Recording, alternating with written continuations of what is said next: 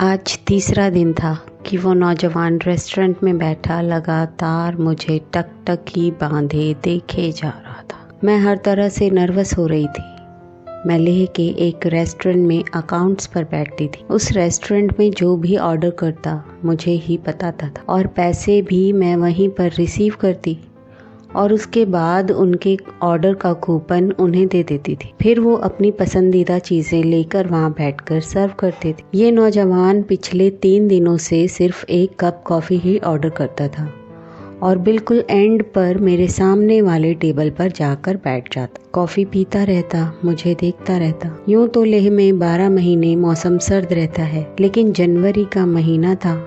बर्फबारी बड़े जोरों पर थी। ऐसे में बहुत ही कम लोग रेस्टोरेंट में आते थे और ज़्यादातर लोग अपने होटल के कमरों में ही रहना पसंद करते थे। लेकिन इस सर्द मौसम में जब वहाँ पर इक्का दुक्का ही लोग बैठे थे, वो शख्स रोज आ जाता था। जॉगर्स, दस्ताने, लॉन्ग शूज, सब कुछ पहने वो मेरे सामने वाली टेबल पर आकर बैठ जाता। आज सर्दी बहुत ही ज़्यादा थी। अभी भी बाहर बर्फबारी हो रही थी, इसलिए वेटर भी रेस्टोरेंट नहीं पहुंच पाए थे। उस वक्त रेस्टोरेंट में सिर्फ मैं थी। यहाँ पर उस रेस्टोरेंट का मालिक भी था, जो मुझे यही कह रहा था कि कुछ लोगों का ऑर्डर पूरा करके रेस्टोरेंट बंद करके तुम भी जा सकती हो। आखिरी शख्स जाने के लिए तैयार ही था जब वो नौजवान अंदर आकर मेरे सामने खड़ा हो गया। कहने लगा, 1 कप कॉफी चाहिए। मैंने कहा, आज स्टाफ सर्दी की वजह से पहुंच नहीं पाया, हो सकता है रेस्टोरेंट जल्दी बंद हो जाए, आप चाहें तो कहीं और से कॉफ़ी पी लें। मेरी इस बात पर उसने बड़ी ही गुस्सैली नज़रों से मुझे देखा था। कहने लगा, मुझे यहाँ की कॉफ़ी पसंद है, इसलिए आप ऐसा करें कि आप सर्व कर दें। ये कहकर वो अपनी सामने वाली कुर्सी पर बैठ गया। मजबूरन मुझे ही उसके लिए कॉफ़ी बनानी पड़ी। कॉफ़ी बनाकर मैंने उसे दी और सामने अपने काउंटर पर जाकर खड़ी हो गई कि कब ये शख्स कॉफ़ी पिए और मैं रेस्टोरेंट को बंद करके वापस जाऊं। लेकिन वो बड़े आराम से कॉफ़ी के घूंट भर रहा था और बिना किसी लिहाज के टकटकी बांधे मुझे ही देखे जा रहा था। जैसे ही कॉफ़ी ख़त्म हुई, उसने एक और कॉफ़ी ऑर्डर कर दी।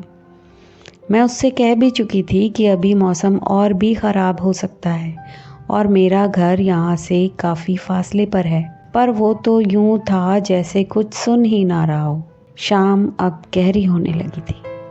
मैं बार बार अपने हाथ में बंधी घड़ी की तरफ देख रही थी कि कब ये शख्स जाए और मैं भी वापस जाऊँ।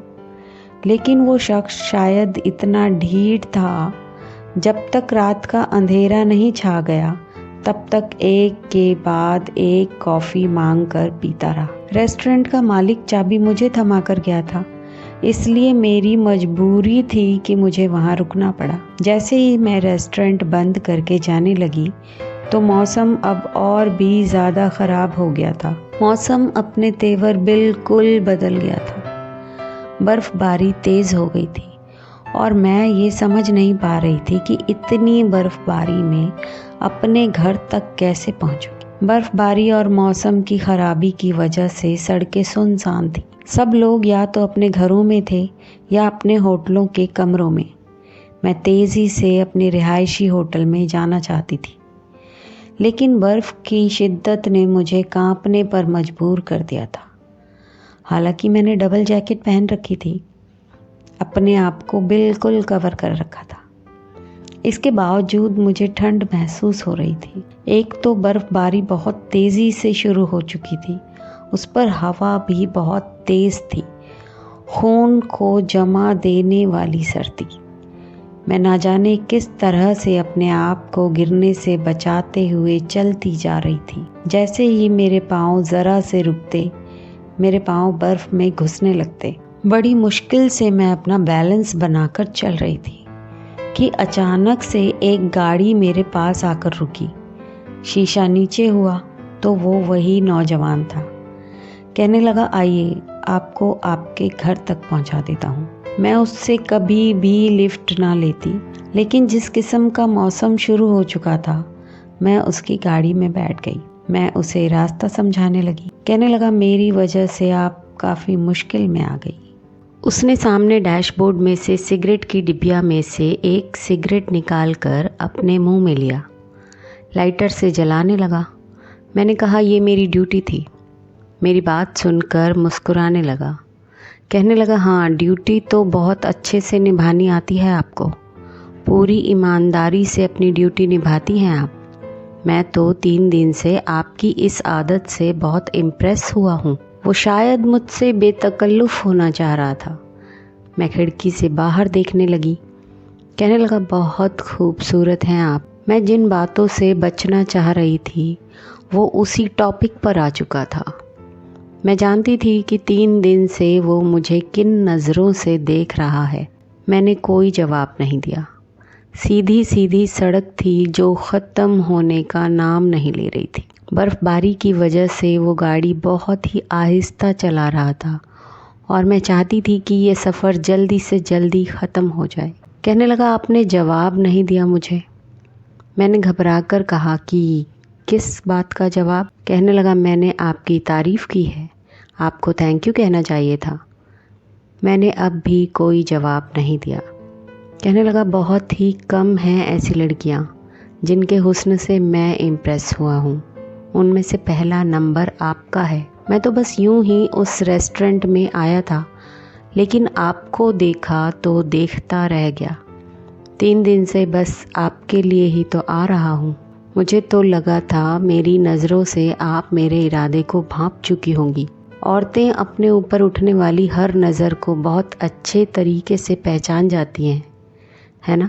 ये कहते हुए उसने अपने सिगरेट का धुआं मेरी तरफ उड़ाया था। मुझे उसकी यह हरकत बहुत बुरी लगी। मैंने कहा प्लीज़ आप कुछ तेज़ ड्राइव नहीं कर सकते, मुझे जल्दी घर पहुंचना है। मेरी बात सुनकर हंसने लगा। कहने लगा शायद आपको मेरी बातें अच्छी नहीं लग रही। मौसम ख़राब है, इस वजह से मैं गाड़ी तेज़ नहीं चला सकता, और अगर मौसम ठीक भी होता तब भी मेरी तो ख्वाहिश थी कि ये सफ़र और लंबा होता चला जाए। उस शख्स का लहजा बड़ा ही मदहोश सा होने लगा था। पता नहीं क्यों, लेकिन मुझे एक अजीब सा खौफ महसूस हो रहा था। चारों तरफ सन्नाटा ही सन्नाटा था। मैंने सोचा कि मुझे गाड़ी से उतर जाना चाहिए। वैसे भी मेरा घर अब ज़्यादा दूर नहीं था।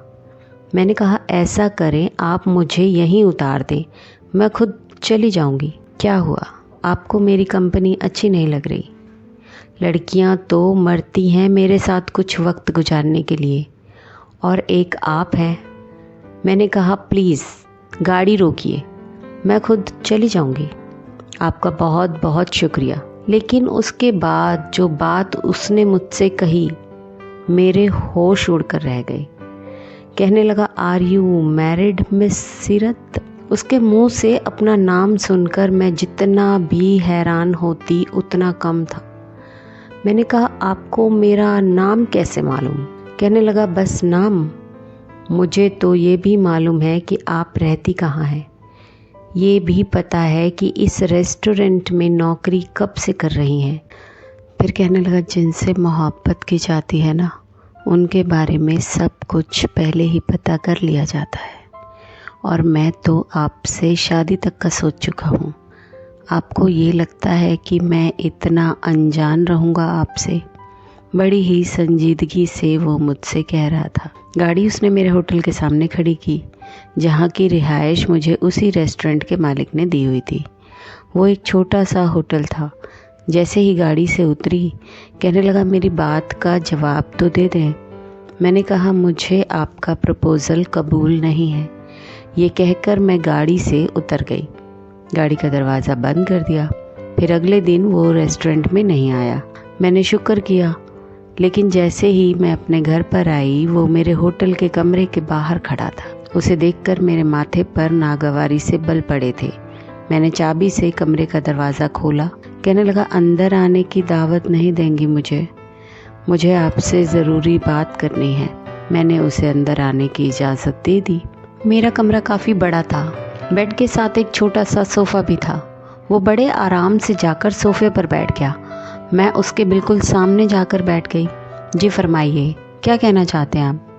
कहने लगा आपके यहाँ मेहमान को पानी वगैरह भी नहीं पूछा जाता?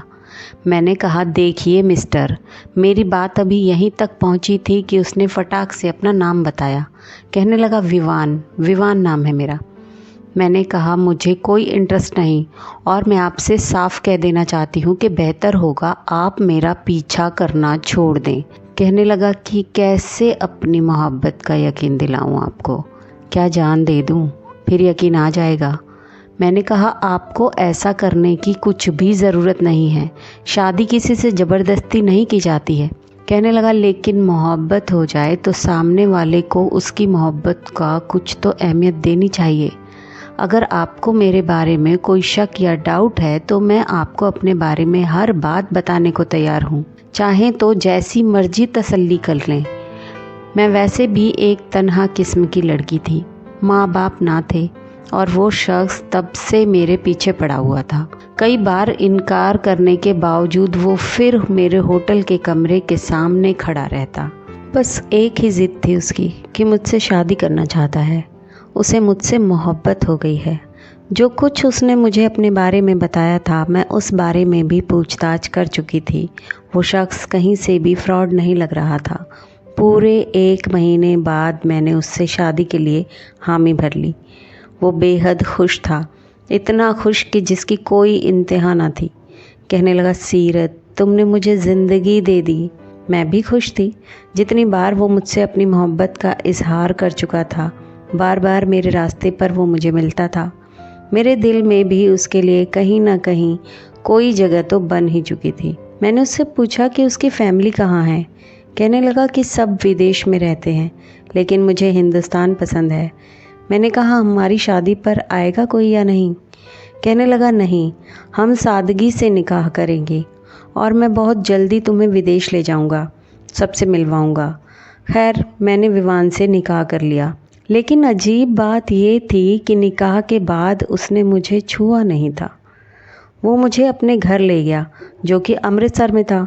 वहीं वो अपना बिजनेस भी कर रहा था। छोटा सा बंगला था जो बेहद खूबसूरत था।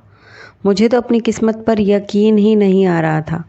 हैरत मुझे उस वक्त हुई जब वो मुझे कमरे में ले जाकर कहने लगा कि तुम आराम करो। ये कहकर वो कमरे से बाहर निकल गया।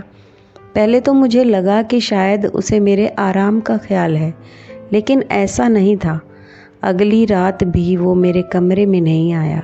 दिन में वो मुझसे यूं बातें करता जैसे सब कुछ नॉर्मल है, लेकिन रात को वो मेरे करीब नहीं आता था और मैं हैरान थी, क्योंकि जिस तरह वो अपनी बेताबियों का, बेकरारियों का जिक्र करता था, मैं तो समझी थी कि शादी होते ही अपनी मोहब्बत मुझ पर न्यौछावर कर देगा। लेकिन नहीं, ऐसा नहीं हुआ था। 8 दिन गुजर गए, लेकिन उसकी रूटीन में ज़रा भी फ़र्क नहीं आया। एक रात मैं तंग आकर अपने कमरे से बाहर निकली और उसके कमरे में चली गई। वो सिगरेट पी रहा था। मैंने उसके हाथ से सिगरेट पकड़ी और एस्ट्रे में बुझा दी। मैं उसके पास बैठ गई। कहने लगा, क्या बात है, तुम सोई नहीं अभी तक? मैंने कहा, आपने मुझसे शादी क्यों की थी? मेरी बात सुनकर कुछ देर वो मुझे बड़ी ही संजीदगी से देखता रहा। कहने लगा, क्यों, क्या हुआ? क्या तुम्हारी कोई ज़रूरत पूरी नहीं करता मैं? किसी चीज़ की कमी है? मैंने नहीं में सर हिला दिया। मैंने कहा, नहीं, कमी तो किसी चीज़ की नहीं है, लेकिन जैसी मोहब्बत के आप दावेदार थे, मैंने आपको शादी के बाद ऐसा इजहार करते हुए नहीं देखा। ये बात सुनकर हंसने लगा। कहने लगा कि कैसा इजहार चाहिए आपको? क्या आपके आगे पीछे घूमते हुए इंडियन गाने गाया करूं, या फिर आपके साथ बेहुदा कपल डांस किया करूं? क्या करूं, बताइए मुझे। उसकी बातों से मैं गुस्से से हैरान हुई थी। अपने मुंह से कैसे कहती कि मैं तुम्हारी बीवी हूँ, तुम पर कुछ हक रखती हूँ। फिर मैंने सोचा कि शायद खुद ही आहिस्ता आहिस्ता ठीक हो जाएगा, लेकिन 2 महीने गुजर चुके थे। हालांकि वो मेरे साथ बहुत अच्छे तरीके से रहता था, लेकिन बस मेरे करीब नहीं आता था। मैं अब उससे मोहब्बत करने लगी थी। मेरे मन में उसके करीब जाने की ख्वाहिश होने लगी थी। 2 महीने का वक्त बहुत होता है। एक रात मैं बहुत अच्छे तरीके से तैयार हुई। मैंने ब्लैक कलर की साड़ी पहनी, मेकअप भी फुल किया, अपने बालों को खुला छोड़ दिया। जैसे ही वो घर में दाखिल हुआ, मैं फ़ौरन से लाउंज में आकर बैठ गई। वो जैसे ही अंदर दाखिल हुआ, मुझे एक नज़र देखते ही अपनी नज़रें पलटना भूल गया। मुझे लगा कि शायद ये मेरी थोड़ी सी जीत है। काफ़ी देर मुझे देखता रहा, लेकिन फ़ौरन ही चौंक सा गया। फिर जल्दी से अपनी नज़रें भी बदल ली। मुझे उसका ये रवैया भी बहुत अच्छा लग रहा था। खाना खाने के फ़ौरन बाद अपने कमरे में जाने लगा तो मैंने उसका हाथ पकड़ लिया। मैंने कहा, क्या बात है, आपकी मोहब्बत ख़त्म हो गई है? कहने लगा, नहीं, मैं तो अब भी तुमसे बहुत मोहब्बत करता हूँ। मैं रोज़ कहता तो हूँ तुमसे। मैंने कहा, कहते हैं लेकिन एहसास नहीं दिलाते। मियाँ बीवी के रिश्ते के कुछ तकाज़े होते हैं और आप अनजान तो नहीं हैं इन सब बातों से। मेरी बात सुनकर अचानक वो गुस्से में आ गया। कहने लगा, तुम्हें हक चाहिए तुम्हें, तो आओ मैं तुम्हें तुम्हारा हक देता हूँ। उसने एकदम बड़े ही गुस्से से मेरा बाजू पकड़ा और मुझे बाहर ले गया। मैं हैरान थी कि मुझे कहाँ लेकर जा रहा है। वो मुझे अपने बंगले के पिछली तरफ ले गया, जहाँ मैं आज तक कभी नहीं गई थी। मैं नहीं जानती थी कि वहाँ पीछे क्या चीज़ है और क्या नहीं, लेकिन वहाँ एक कब्र देखकर तो जैसे मेरी जान ही निकल गई थी। उसने उस कब्र पर लाकर मुझे ज़ोर से फेंका। कहने लगा, इसकी खातिर शादी की थी मैंने तुमसे, समझी, जिसे तुमने बर्बाद करके रख दिया, यहाँ तक कि मौत के घाट उतार दिया। ये सुनकर मेरा तो सांस बंद हो गया। कौन था वो शख्स? मैंने कहा, मैं समझी नहीं। कहने लगा, सामने कब्र पर लिखी हुई तख्ती पढ़ो। जैसे ही मैंने उस कब्र पर लिखी हुई तख्ती को पढ़ा तो मैं अपना सांस लेना भूल गई। उस पर युवान लिखा था और मैं उस नाम से अच्छी तरीके से वाकिफ़ थी। बल्कि उस नाम ने और उस लड़के ने मेरी ज़िंदगी बर्बाद करके रख दी थी। मैं दुनिया से छुपती फिर रही थी। लेह में रहने का भी मेरा मकसद सिर्फ यही था, क्योंकि मैं छुप जाना चाहती थी अपने अतीत से, अपनी पुरानी ज़िंदगी से, लोगों से। लेकिन न जाने क्यों मेरा अतीत आज फिर मेरे सामने आकर खड़ा हो चुका था, वो भी विवान की सूरत में। उसने मुझे बाजू से पकड़ा। कहने लगा कि याद आया तुम्हें कुछ? मैं तो यूँ थी कि कुछ भी नहीं कह सकती थी। मैं तो सुन्न सी रह गई। कहने लगा, तुमने मेरे छोटे भाई की ज़िंदगी बर्बाद कर दी थी और अब तुम हमेशा उसी के नाम पर बैठी रहोगी। कभी भी ना तो मैं तुम्हें छोड़ूंगा और ना तुम्हें अपनाऊंगा। तुम मेरी मोहब्बत से हमेशा महरूम ही रहोगी। वो मुझे उसी कब्र पर छोड़कर वापस जा चुका था। मेरी आंखों से आंसू बहने लगे। युवान मेरे पास ट्यूशन पढ़ता था। मैं उस वक्त होम ट्यूशन पढ़ाती थी। दिल्ली में रहती थी। मैं दिल्ली की ही थी। वो पढ़ाई में बहुत कमज़ोर था। 10वीं क्लास का स्टूडेंट था। जब अखबार में इश्तेहार पढ़कर मैं उसके पास गई, उसकी माँ से मेरी बातचीत तय हुई। काफ़ी अच्छी फ़ीस वो मुझे देने के लिए तैयार थी। मैं उस लड़के से 7-8 साल बड़ी थी। मैं उसे अपना छोटा भाई समझती रही। अक्सर वो मेरे पास बैठ जाता, मुझसे कहता कि आप मुझे बहुत अच्छी लगती हैं, और मैं ये समझती कि वो मुझे बड़ी बहन की हैसियत से इज़्ज़त दे रहा है। कभी कहता कि आप बहुत ज़्यादा खूबसूरत हैं। उसकी इस तरह की बातों पर मैं उसे थैंक यू बोल देती थी। आहिस्ता आहिस्ता उसकी हरकतें बड़ी अजीब होने लगी। जिस कमरे में मैं उसे पढ़ाती थी, एक बार उसने वो कमरा लॉक कर दिया। मैंने कहा, तुमने कमरा लॉक क्यों किया है? कहने लगा, ऐसे ही, बाहर की आवाज़ों से मैं डिस्टर्ब होता हूँ, मुझे ठीक से समझ नहीं आता। मैंने कहा, ठीक है। मैं उसे पढ़ा रही थी कि जब पढ़ते पढ़ते उसने मेरा हाथ पकड़ लिया। मैंने उससे अपना हाथ फ़ौरन से छुड़वाया। मैंने कहा कि मेरा हाथ मत पकड़ो, मुझे अच्छा नहीं लगता कि कोई मुझे छुए। कहने लगा, क्यों? मैंने कहा, बस मुझे अच्छा नहीं लगता, इसलिए तुम ज़रा फासला रखा करो। एक बार कहने लगा कि आप मुझे बहुत अच्छी लगने लगी हैं। मैं ये बात भी हंसकर बदल देती। मैंने कहा, ये तो अच्छी बात है। कहने लगा, आपको मैं कैसा लगता हूँ? मैंने कहा, तुम भी बहुत अच्छे हो, बस अच्छा अच्छा पढ़ोगे तो और भी अच्छे बच्चे बन जाओगे। कहने लगा, अगर मैं फ़र्स्ट आया तो मुझे क्या गिफ्ट देंगी? मैंने कहा, तुम जो कहोगे मैं तुम्हें दे दूँगी। कहने लगा जो मांगूंगा वो दोगी, वादा करो मेरे साथ। मैंने उससे हाथ मिला लिया, लेकिन मैं ये नहीं जानती थी कि वो मुझसे मेरी ज़िंदगी मांग लेगा। उसने जी तोड़ मेहनत की, A1 ग्रेड लेकर बड़ी खुशी खुशी मेरे पास आया। उसकी माँ भी बहुत खुश थी। कहने लगी तुमने तो मेरे निकम्मे बेटे को बहुत अच्छा बना दिया। फिर उन्होंने मुझे मिठाई भी खिलाई। जैसे ही वो अपने बंगले से बाहर गई, युवान कहने लगा मेरे कमरे में आए, मुझे आपसे कुछ ज़रूरी बात करनी है। मेरा हाथ पकड़कर वो मुझे अपने कमरे में ले गया, दरवाज़ा बंद कर दिया। फिर कहने लगा आपको याद है आपने कहा था कि अगर मैं अच्छा रिज़ल्ट लाकर दिखा दूं तो आप मुझे मेरी पसंद की चीज़ देंगी।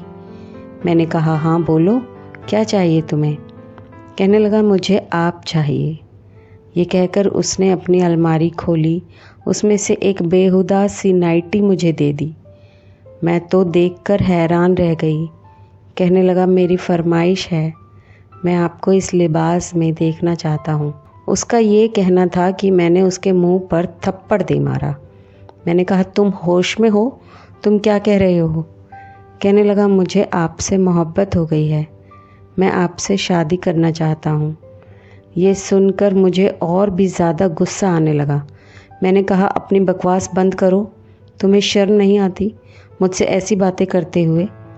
कहने लगा नहीं, शर्म की कौन सी बात है। वो कहने लगा आप अच्छी लगती हैं, इसलिए कह दिया आपसे, मोहब्बत है मुझे आपसे। और भी कुछ कहता रहा, लेकिन मैंने उसकी कोई बात नहीं सुनी। लेकिन उसके बाद जो कुछ उसने कहा मैं सोच भी नहीं सकती थी। दोस्तों, ये कहानी अभी अधूरी है। कहानी का अगला भाग देखने के लिए हमारे नेक्स्ट वीडियो को ज़रूर देखिए और चैनल को सब्सक्राइब ज़रूर कर लीजिए ताकि आपको हमारी अच्छी अच्छी कहानियाँ देखने को मिलती रहें। Thank you.